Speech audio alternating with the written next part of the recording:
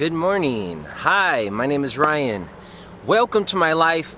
Welcome to the top of the Whittier Hills. It is a beautiful sunny day, as you can see. I don't carry a watch or a phone with me, so I don't know what time it is, but it's approaching 8 o'clock in the morning. I should have got up here even earlier. I bet it would be a beautiful sunrise right from this vantage point at the tippy top of the hills.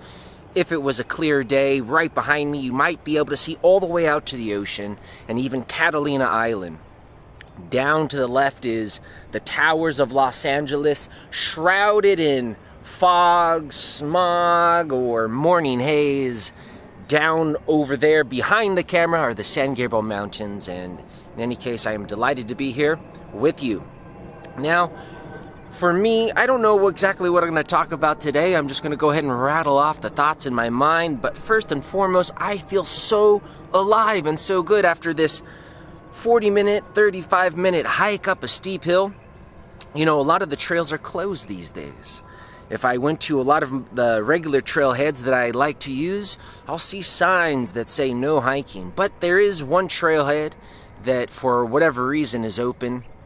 I once talked to the authorities of these hills, and they told me that that trailhead was not subject to the normal laws and regulations for whatever reason. I'm going to keep that trailhead a secret simply because I don't want to spoil it and have too many hikers clogging and congesting my trails. I do have a selfish side to me.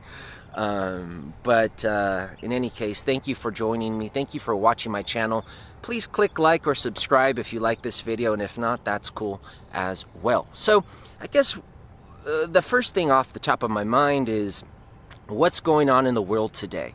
Well, to be quite frank, I don't know. And I don't think anyone knows, to be honest. I think perhaps one of the most important things to realize and to understand whenever you're trying to make sense of a subject is you might not get down to the very bottom of the matter. You may not get to the ultimate truth of what's happening. Now, that may be disconcerting for some people who like to control the facts and have all of the variables accounted for.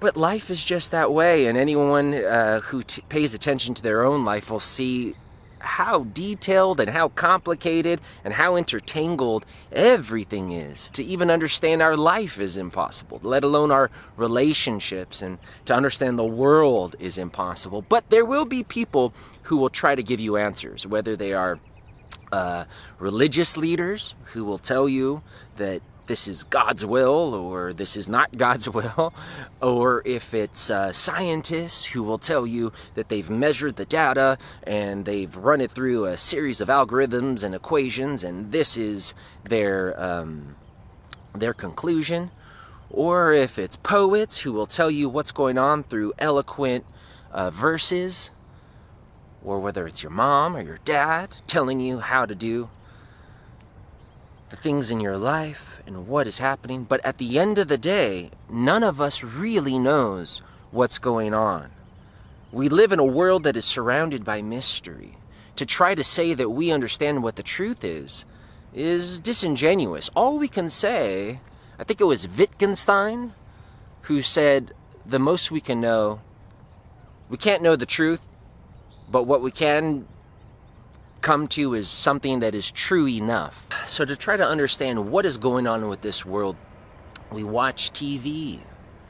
We read articles online that we find on Facebook, or perhaps our favorite news site that aggregates all of the happenings around the world, whether we're looking at the news in English, Arabic, Chinese, Japanese. And then, of course, all of that is filtered through gatekeepers of technology. For example, Facebook and YouTube, although they were once very open and allowed all sorts of opinions and thoughts and viewpoints to be expressed, now we see them sort of clamping down, and we see YouTube shutting off discourse that is contrary to the main narrative of what's happening with this COVID-19 pandemic that is taking place at this current point in time.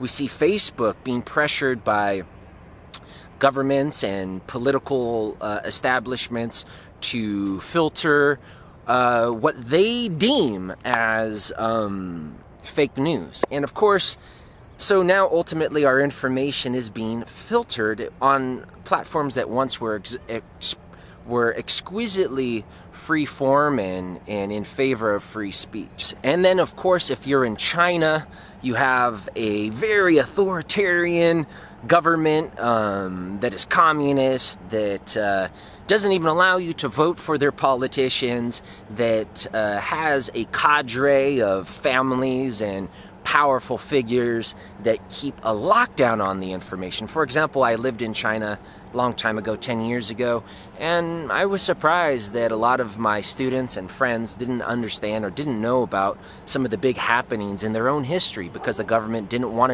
them to know about Tiananmen Square or their persecution of Tibetans or the Uyghurs in Xinjiang. We have governments that restrict our information. We have internet and news aggregates. One of the things that opened my mind to the biases that are out there whenever you're trying to collect information was the 2016 election between Donald Trump and Hillary Clinton, and even before that in the primary. Before that, I sort of had the naive belief that journalists had a code of ethics and they were devoted to objectivity. And I love objectivity. I love the fact that people are so devoted to the truth that they'll even give facts that are against their opinion. But however, during the 2016 election, I saw that this idea that journalists have this code of objectivity that they actually follow, it was an illusion that I had, because I would flip from one channel to the next. I was traveling a lot for work, so I was staying in hotels. I would get into my hotel room, turn on Fox News, then MSNBC, then CNN, and I would just go through these three channels, and I would see that the narrative on what was happening was completely opposite. Fox News was saying that Hillary Clinton was a criminal, that she should get locked up. I'm talking about this loosely. This is the narrative that they were pushing, and they were saying good things about the Republican candidates, and then eventually they endorsed Trump. I think Hannity was just, it didn't matter what Trump did. Hannity would just fully defend the guy. It's like, oh my goodness. But then, as bad as Fox News was on how pro-Republican they were and how anti anything coming from the other side they were, CNN and MSNBC were as bad, if not worse. It didn't matter what Hillary Clinton did. It didn't matter that the DNC had sabotaged Bernie Sanders' chances at becoming the Democratic nominee in 2016. Remember, we had WikiLeaks that had released emails between the DNC chairwoman, and how this whole thing was being orchestrated for Hillary Clinton to get it, that didn't matter. In fact, CNN and MSNBC, they just immediately went on to some Russia tangent, and regardless of whether or not that was true or not, it was a big distraction. And I'm back. I had a very short, about a 10 to 15 minute intermission between my last point and right now.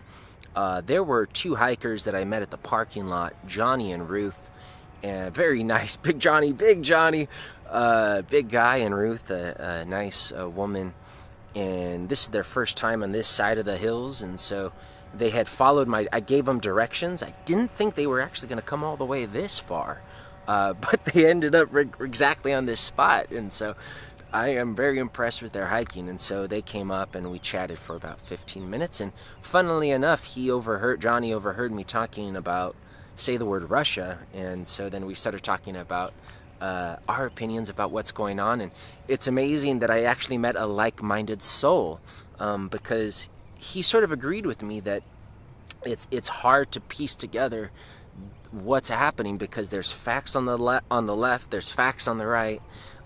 This doctor is saying this doctor is saying that, and it's really difficult. And then we started talking about, well, where do you get some of your information? He likes to listen to Joe Rogan. I still listen to Joe Rogan. I used to listen to him religiously. Now I've sort of branched, and I just occasionally watch clips of his that I'm interested in. Jimmy Dore, which is another guy on YouTube who is He's a liberal, a progressive liberal, but he's also pretty honest and calls out his side, which is one of the things that a lot of news, the thing that frustrates me, I guess, the most about a lot of journalists is that they don't call out their side when their side is acting out. But Jimmy Dore is one of those guys who does. So we actually had a little discussion about what we thought was going on, and that was cool to meet a like-minded soul. And I guess it's not too surprising that I met a like-minded soul, a random like-minded soul, because who comes out to these hills in the early morning? Well, it's people who have a love for nature. And I think people who have a love for nature love the truth. Because to love nature, you have to be truthful about what it is. To love yourself, you have to be truthful about who you are. To love this world, it is to love this world as it is. And although we can't know the absolute truth, although it's a continual search, a continual seeking, it means to live in the world with your eyes open. So to understand what's going on with the coronavirus or whatever the issue is. Today's issue is the coronavirus. Next year, there'll be something different. And the next year after that, there'll be something different. And you're going to read in the news doom and gloom. Whether they're talking about North Korea or something happening in the Middle East or something happening in our cities, you're going to see doom and gloom. There's a certain philosophy that wants you to be afraid of this world. And then you will see other stories, and you can get into your own echo chamber, and you can reinforce your beliefs. But I believe the only way to live is to just look at everything as much as you can, not necessarily to seek out the darkest or to seek out the things that reaffirm your opinion, but to be honest and open. There's a lot of philosophers, a lot of thinkers that equate a pure heart with honesty. And I believe that you have to open your heart to be honest. Whenever you're having a dialogue with one of your friends, perhaps you guys got in a fight. When you close your heart, it shuts down the discourse. It shuts down the dialogue. Same thing when you're being honest about the direction your life is taking. If you sit down and write about your life and you lie and you say, oh, my life's great or this or that or my life's terrible, if you don't approach the situation or the thing you're trying to describe with love, right? That an open heart means to allow yourself to feel, and that feeling could be anger. Maybe the truth of your heart is anger. Maybe the truth of your heart is hate. Maybe the truth of your heart is love. But ultimately, opening your heart, having an open heart, guides you towards the truth. This is not my opinion. This is inspired words that I've got from Emerson, from Thoreau, from lots of people. I just read a story that Carl Jung, the famous or infamous, depending upon your persuasion, Swiss psychologist, he had met a Pueblo Indian chief, and the Pueblo Indian chief said, the problem with you white men is you guys think with your head. And Jung said, what? Well, what's wrong with thinking with your head? And the Pueblo Indian chief said, people who think with their head are crazy. We think of people who think with their head as insane. We think with our heart. And then when you look at the Japanese word for mind, kokoro, it's here in the solar plexus, I believe. Emerson's famous poem, Give All to Love, Follow Your Heart, 'Tis a wise master, let it have scope, follow it utterly, hope beyond hope, high and more high, it dives into noon with wings unspent, untold intent, But it is a god, it knows its own path and the outlets of the sky. 'Twas never for the mean, it requireth courage stout, souls above doubt, valor unbending. It shall reward, they shall return, more than they were, and ever ascending. Give all to love, yet hear me, yet one word more thy heart behooved. One pulse now of firm endeavor, keep thee today, tomorrow forever, free as an air above thy beloved. And when the surprise, first vague shadow of surmise, flits across her bosom young, of a joy apart from thee, free be she, fancy free, nor thou detain her vesture's hem, nor the palest rose she flung from her summer diadem. Though thou loved her as thyself, as a self of pure clay, though the dawning dims the day, stealing grace from all alive, heartily know, when half gods go, the gods arrive. Sorry, I love that poem, Give All to Love, by Ralph Waldo Emerson. It's about following your heart, and there's a lot of other imagery that you can dig into. I won't talk about that. I have a video that I'll put a link to if you'd like to look at my discussion. But it's a beautiful poem, and it's something that I believe. The heart is a brave master, but in order to follow your heart, you have to have courage. And I think if you want to know the truth of a situation, you have to have courage, right? It takes courage to look at the facts. But a lot of people, the reason they don't get the whole story, the reason they don't know what's going on, the reason they're not honest about their life is they're afraid. They're afraid that they're going to see something that's going to scare them. They're going to see something that is going to make them sad. In other words, they're afraid to feel negative emotions. We always want to feel happy. We always want to feel entertained, so we distract ourselves. So much of our world today, the Netflix binging, the YouTube autoplay, the Amazon Prime, this constant easiness of distraction is a way to pull us away from authentic feeling, authentic being in our body and being in the truth of who we are in our being. And people don't sit in silence anymore. People don't read poetry, then reflect. I mean, people do, of course. This is never going to go away. I hope, unless we turn ourselves into robots, which a segment of our society wants. You know, my good friend Matthew, you love this guy, but he would love to download his consciousness into a machine so that he'll never die, so he can live forever. I believe that this is a grave mistake, that we are only human when we are in our body. We are only human when we are connected with our emotions.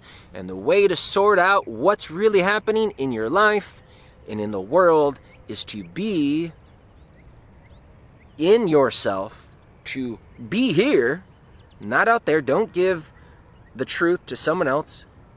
Look from your perspective, feel your feelings, think your thoughts, and be honest with an open heart.